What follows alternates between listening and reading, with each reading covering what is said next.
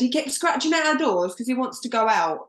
So I get up to let him out, but it's fucking pissing down, so he doesn't want to go out. So you're still sick of Graham's shit. Oh, still so sick of Graham's shit. He's such a div. Today, this morning, because we think if we put him out in the day, then at night he's just going to do asleep. Maybe, or maybe he's outside under a bush sleeping quite happily, or maybe he's next door neighbour's house on the That's sofa. exactly what it is. I told you. He's been to other people's houses. He's come back clean because they've washed him. Bathed our cat. Of an evening, he has his dinner. He goes out, and then he comes back and he has more dinner. But I know full well he's been out at someone else's house and had dinner there. He's a dinner whore. Same. Yeah, same.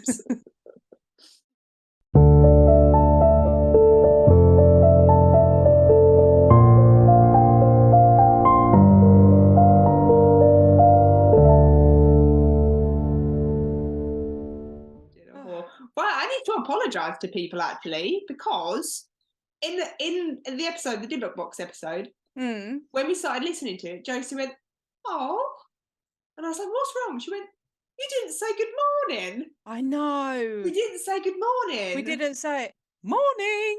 Morning. That's there we go. Happy now? Yeah. So today, I'm going to tell you the story of the old hag. Ew. So, old hag syndrome is a phenomena in where you wake up, so you've been asleep, you wake up, but your body is totally paralyzed. So all of your senses work, and you can breathe and you can see, so you can hear, you can smell, you just can't move. And as if that wasn't absolutely terrifying enough, it's very often accompanied by the feeling that there's something, not someone, but something in the room with you. So for some people, the old hag, she will appear in the doorway. She'll be next to the bed. Oh, that's hideous, isn't it? Imagine that, waking up and seeing someone right next to the bed. And not being able to move. Can you did you say you can't speak or anything? No, you can't. You can't speak. You're paralyzed, so you can't do anything. You can just kind of see. So yeah, so like shout to. It's different. Alexa. It's different. Alexa, turn on the lights. It manifests differently in different people, but it's all very similar. So like I say, for some she can be by the doorway, she can be next to the bed. For others she can be floating above you. But in most cases people say that they can feel a weight on them, pinning them down to the bed, and that she's often sat or kneeling on the person's chest, and it makes it difficult for them to breathe. This is a scientifically researched thing. So the medical world, they explain this as a form of just sleep paralysis. So you've probably heard of sleep paralysis before. Yeah. But it's sleep paralysis that is accompanied by hallucinations. But many people tend to believe that it is a result of supernatural forces, and you can understand why. Yes. Yeah. Actually, a family member of mine has had this several times. She'll have to get her to send us in, because I'd love to hear it. I'm gonna tell you sort of people's accounts of it, but if you're listening, you know who you are. Hey. So sleep paralysis is real. It's a scientifically studied occurrence. It's very real, and it happens to quite a lot of people. And it happens because during, that there's phases of sleep. And it happens during a phase of the sleep cycle called REM sleep. And REM is rapid eye movement, and it's because that is the stage where you are dreaming, so your eyes are rapidly moving. So when you're in that phase of REM sleep, your brain freezes your muscles so that you don't act out your dreams. So when you're that, some people sleepwalk and things like that, so that's also where that part of the brain hasn't switched off fully. Because otherwise, you know, when you're falling asleep and you take a step and you do a massive jump in bed because you feel like you've stepped off, or, you know, some people like fling their arms around. So imagine if your brain didn't stop that from happening, what would happen in your sleep when you was dreaming. Well, that's interesting, isn't it? Yeah, it's really, really interesting. So the sleep paralysis happens during that phase where your body switches off your muscles, and you're sleeping, but people wake up during this phase, so their body and brain haven't synced, so they're awake but their body isn't, so they wake up and they're alert but they can't move still.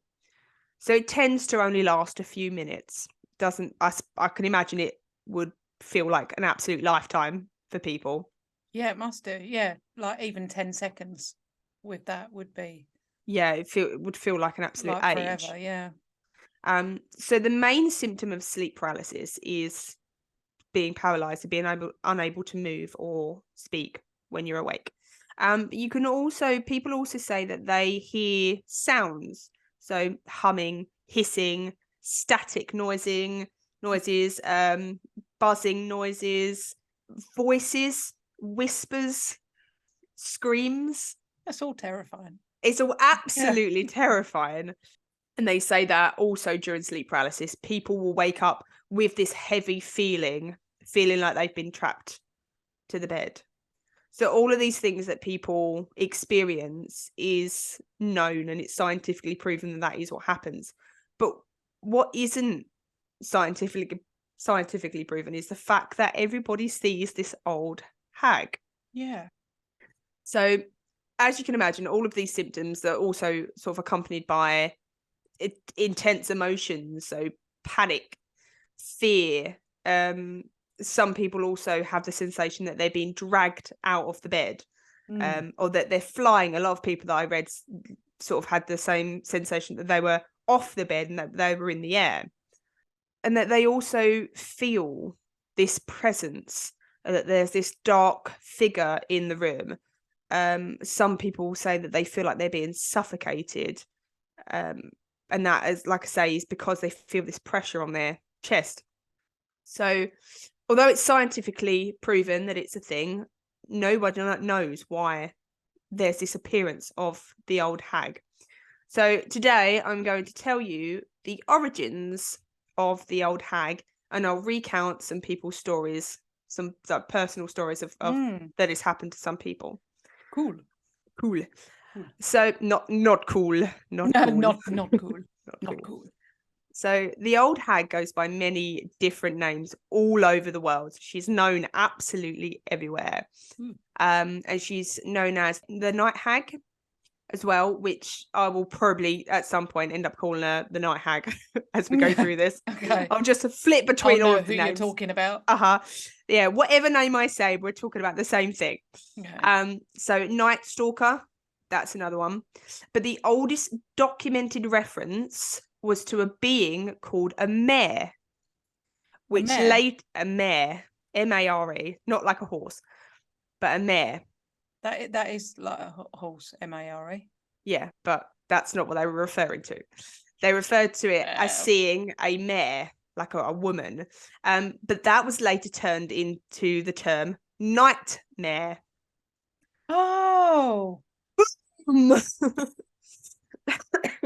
So if you actually look up the meaning of the word nightmare, and I'll quote it to you, it's a female evil spirit thought to lie upon and suffocate sleepers. Really, really interesting that's how the term was coined. The nightmare was because of this apparition that people were experiencing, this sleep paralysis. But obviously back then they didn't know sleep paralysis. They would just wake up with this, seeing this old woman. That's so cool. That's really cool. How that's. I never knew that. No, me either. It makes perfect sense. Over time, the word nightmare was then used to describe just bad dreams in general. So it just became generalized that you're having a nightmare and it is just a bad dream. But back then, a nightmare was this old hag on them. So now she goes by the old hag or the night hag more commonly. Victims describe her as being a wrinkled, withered old woman that is witch-like. So with long, straw-like, dark hair. The descriptions do vary from person to person, and all over the world the descriptions vary, but they're all very similar in that they are witch-like or hag-like, and they're all very creepy. She shows up in documents around the world dating all the way back to the 1200s. Oh my goodness. So there's actually a famous drawing by an artist in 1781, and he's called Henry, I think it's Fuseli, and the painting itself is actually called The Nightmare. And it shows a woman asleep on the bed, but she's kind of like draped across it. And there's this like demon being sitting on her chest. And if you look up the old hag or nightmare, you're doing it now, great. Yeah. Shall I wait or? No, carry on. There's so many creepy drawings depicted this demon or this hag on top of people. So if you are going to look these up, do not do it before bed. I recommend. I'm doing it now. So yeah, it's way creepy. Not only does the term nightmare derive from this phenomenon, up until the early 20th century in parts of England, the term hag riding was also used to describe what was happening to people. So that then turned into hag-ridden, which I'm sure you've heard the phrase being you look hag-ridden, which means I've never had that said to me. You've never had that said to you? No. Back in the day, it was a common term. If you look hag-ridden, it means that you've not had enough sleep. So people would changed it into hag-ridden because this hag would be on them.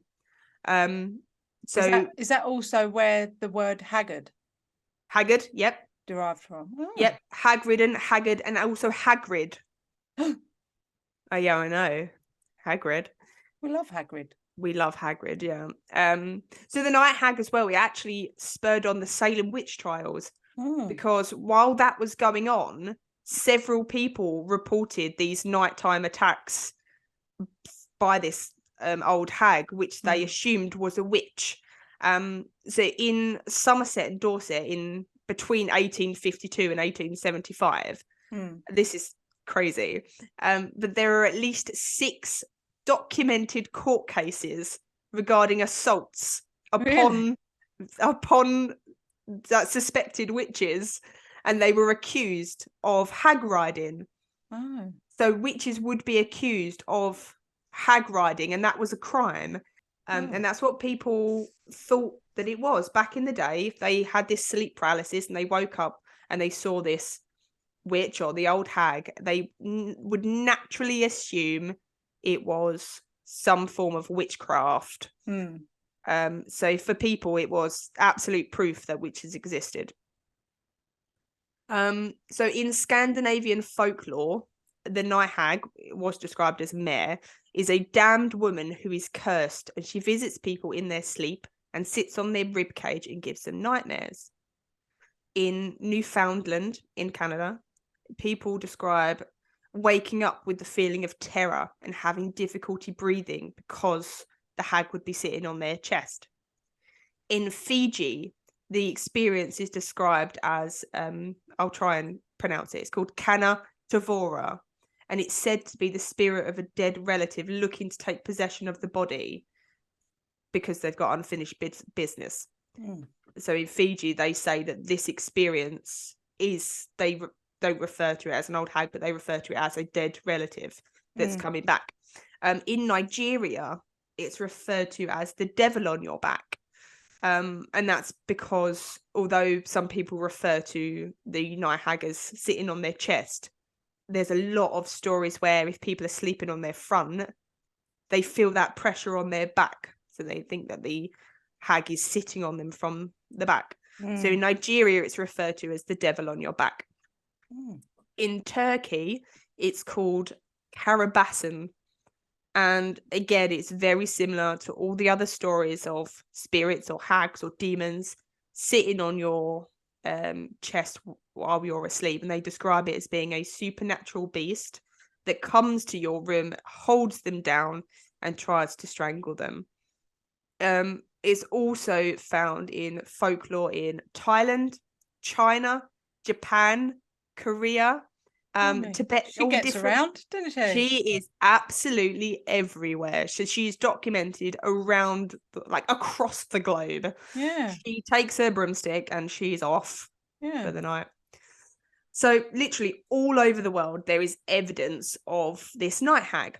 And although she's got different names and slightly different descriptions, and people refer to it as something very different, one thing is common, and that is that she shows up while you are sleeping, sits on your chest, and renders you paralyzed with absolute fear, which is just terrifying. So I don't even know how I mean, I suppose you couldn't react. I was going to say, I don't know how I'd respond and how I'd react to that. But if you're paralyzed, you just... Yeah, they you would just be frozen with fear. I think I'd just be so terrified. Yeah, and then you wouldn't want to go to sleep the next night, would you? Well, people often say that when they wake up and they actually come out of it, when they go back to sleep, she's still there. If they have this experience once, they'll have it a few times that night. And no, thank you. No. But I'm going to tell you a few stories now of people that this has happened to firsthand, and I'm going to read you it from their accounts. Okay. So, ready. The first one, it says, I was around 20 years of age and had to move back to my folks' house for a while as I broke up with the girl I was living with in the year of 1980. It was spring of the year and I was stressed out, but went to bed and enjoyed listening to my mystery theatre on the radio. Then I went to sleep. I had my old back bedroom. Across the hall was my other bedroom for a time. My folks' bedroom was around the corner, and they were in bed as well, for they had to get up for work. I was laid off of my job so I could sleep in. I fell asleep listening to my radio show and staring at my Right Guard deodorant can in the streetlight coming in through the window. My shades were pulled, yet there was some light that still filtered in. I fell asleep at some point and my radio went off after the hour timer. That is when I got my visitor. I woke up around 3 a.m. and noticed a red light flashing out the window, and to this day I'm not sure what it was. But now awake, I sat up and saw my door open enough to see into my other bedroom. What I saw was evil and scary. There was just enough light to slightly lighten up the room, but in the middle was a deep black swirling cloud. To me, that is what it appeared, just swirling in the circle. It felt real and had a consciousness. Then I saw 2 small red eyes peering out from the middle of it. I just stared, and when I felt the fear in me, it rushed so fast in my direction, it took me by surprise. It knocked me back in my bed, and I felt this heavy weight on my chest, like something was sitting on me, holding me down. I couldn't move, breathe, or scream. It had me completely paralyzed, what seemed for a long time. I tried to wrestle with it, but got nowhere. When I screamed for my dad, it just came out like a soft muffle that no one could hear. I could turn my head slightly and see my clock, and saw time slipping away during my battle with the old hag. Suddenly it was gone. I could breathe. I sat up and felt myself breathing heavy, and I was dripping with sweat. This was for real, I thought. What was it? I didn't see it on me, just felt the pressure and its presence. Then I looked at the door again and saw the swirling list back in the other bedroom. Then round 2 happened. It rushed at me again, and I went through the same scary event. This went on again for a while, and then it let off. Before I could get out of bed, I was dead tired, but I knew I was awake. The 3rd time happened as well, and most of the night had passed. I did manage to turn the radio on again for an hour between events, and when the last one occurred, it left for good. Soon after, I just stared into space, trying to calm down and get a grasp at what just happened. My dad soon got up to get ready for work, and the sun was just coming up. I felt it was safe to get some sleep. I noticed the can of deodorant was on the floor. Something was in my room. The radio was just tuning off, and I could still feel the dampness on my sweat on the sheets. I went to sleep, and when I got up around noon, I told my mum of this and said I would never sleep in that room again. She thought I was being silly and just had a bad dream. I do not have, nor ever had a dream like that. That was real. That is so scary. That's Yeah, so creepy, isn't it? And especially, I mean, it sounds obvious, but especially at night when it's where you're safe, isn't it? Like at night in your bed with your duvet in an old familiar room. Supposedly. Yeah. Well, that's not the only story, so right. So this one is from another guy. So it says it happened for the first time when I was 14. I couldn't move. I didn't understand what it was. My most prominent time having to experience sleep paralysis was last year while I was lying in bed. I fell asleep pretty quick, but then I woke up with the pressure of a hand on my right shoulder. I couldn't move for what felt like an eternity, but I could feel the presence of someone in my room. When I could turn around, I saw the old hag. She had long, craggy, grey hair, a pale, greenish face, a long nose, and creepiest of all, her eyes were all black. She smiled at me, then took off. That's when I snapped out of the paralysis. That's horrible. Yeah. I just don't know if you would ever get those kind of images out of your mind, especially when you're going to sleep. You'd have to sleep with the lights on and yeah. Well, when I was security. looking it up, there were a lot of people that said once they'd experienced it, they were terrified to go to sleep. Yeah. But I've got another story. I was sleeping one night when I suddenly awoke. The room was exactly as it was when I fell asleep, but I couldn't move or scream. I saw an old, scary lady standing in front of my window. She quickly moved to me and started choking me. It seemed like at least 10 minutes before she let go and disappeared. I then could move and scream. I was terrified and would no longer sleep in that room. So they're all very similar. Yeah. It's like it picks up on when you're scared and then pounces. Well, there's this one, and it says, I'm 42 and first had a nightmare about a terrifying witch at the age of 16. She kneels on my chest and stares into my face, slowly getting nearer and nearer. I'm completely terrified. She wears a black cloak and hood. Her face is like a witch, and evil generates from her, surrounds me from her. Other times, I can be lying on my stomach and she'll creep her hand up the back of my head, down my face, and hook her fingers under my top teeth and pull my head back. Oh. Other times, she will bite, sit on the bed, knock on the door, call my name, and generally scare the crap out of me. That's hideous. A week ago, I was awakened in the middle of the night by the sound of, I thought, my husband's voice saying, "She has my hand." He sometimes mumbles in his sleep, but it's never coherent and hasn't happened in a long time. I was lying with my head resting on his forearm, so I immediately opened my eyes and saw his hand wasn't moving or anything. Suddenly, at the same time, an enormous pressure covered my face to the point I couldn't breathe or open my mouth. As this happened, I had the feeling of a hand pressing down on the top of my head and pulling my hair so hard that I felt physical pain. I began to scream, but couldn't open my mouth for several seconds. Finally, the pressure stopped and it was over. I want to brush this off as a nightmare, but I can't figure out why I felt pain when I was definitely conscious afterward, and my eyes were open the entire time. And when I looked at my husband, he was deep asleep. Can't explain it. I don't want it. No, as you're saying it, I'm visualizing. I don't know why, because it's scary, but I'm visualizing if that happened, how I would feel. Yeah, and it's not good. No. This is the last story that I've got. I mean, there's absolutely tons, but this is the last one that I've picked out.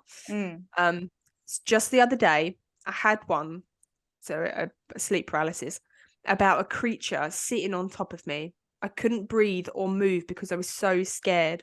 I could see my real surroundings and my boyfriend lying next to me.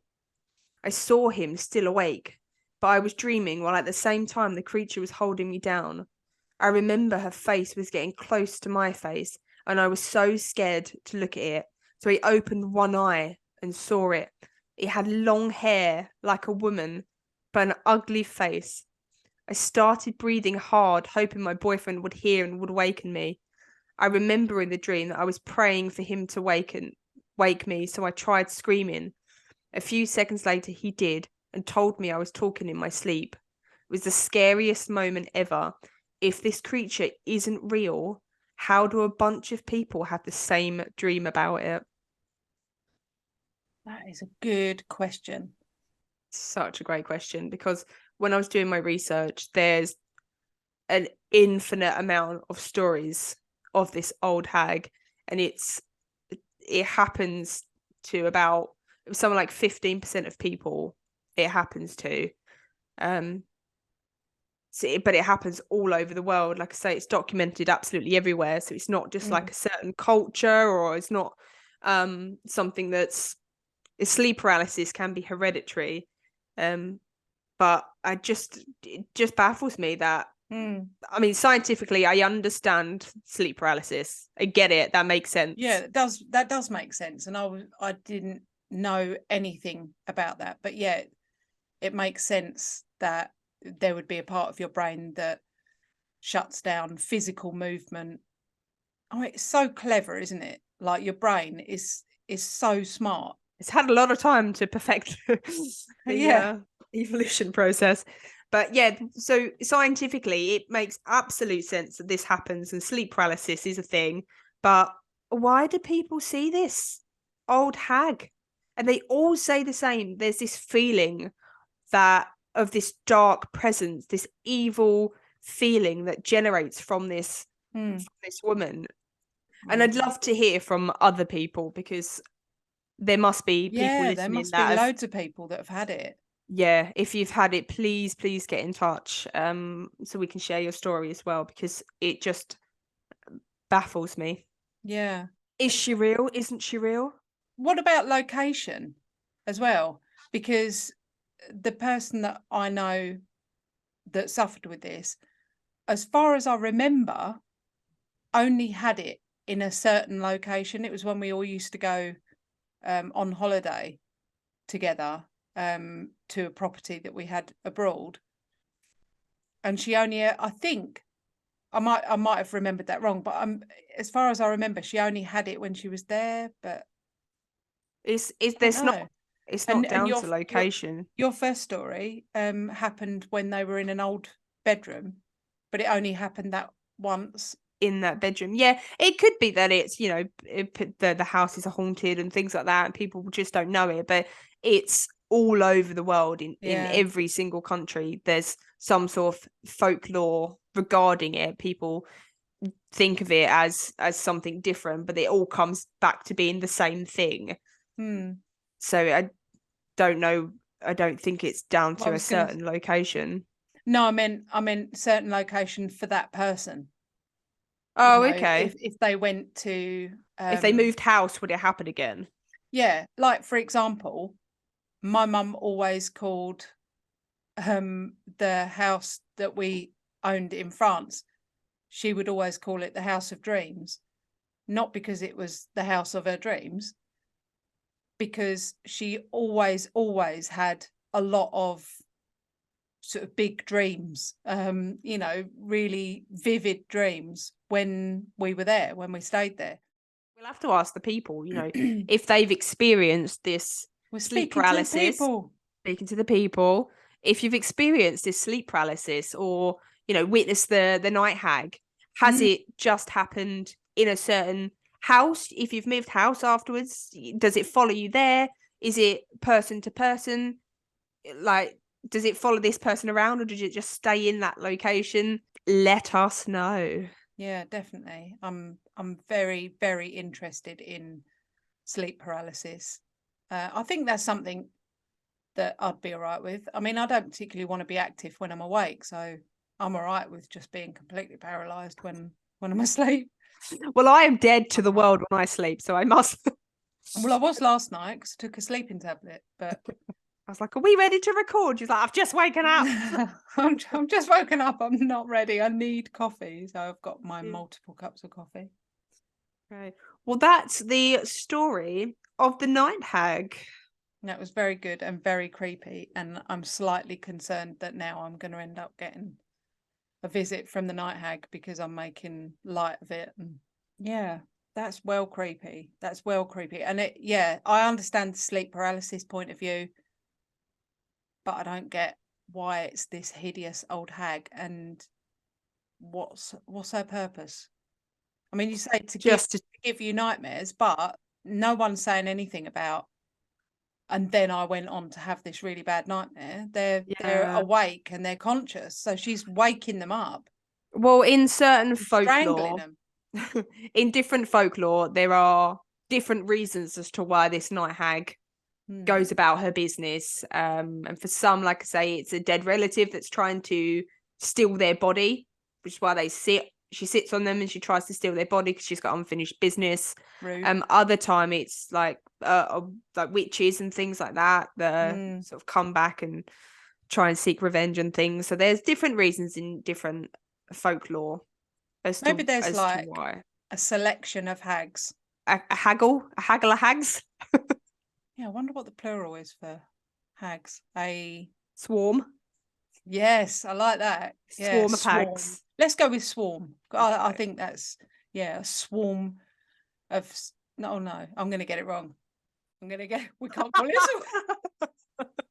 If you have enjoyed listening to our episodes, make sure you rate us and leave us a review on whatever platform you are listening. We absolutely love hearing from you guys. So you can also help support our show by donating to our Buy Me a Coffee link. We will make sure that you get a massive shout out and a big thank you in our next week's episode. You can also email us your stories at perplexedpodcasts@gmail.com. And you can find all the relevant links in the episode descriptions. Thanks for listening. Bye. Bye.